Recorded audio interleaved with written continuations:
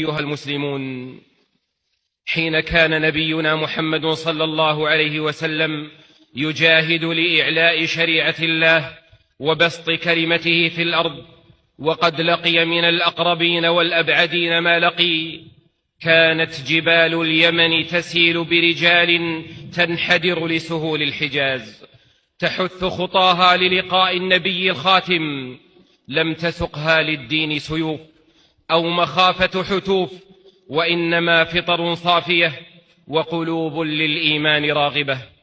عن أبي هريرة رضي الله عنه عن النبي صلى الله عليه وسلم أنه قال: أتاكم أهل اليمن هم أرق أفئدة وألين قلوبا، الإيمان يمان والحكمة يمانية. رواه البخاري. وفي صحيح مسلم: الإيمان يمان والفقه يمان والحكمة يمانية.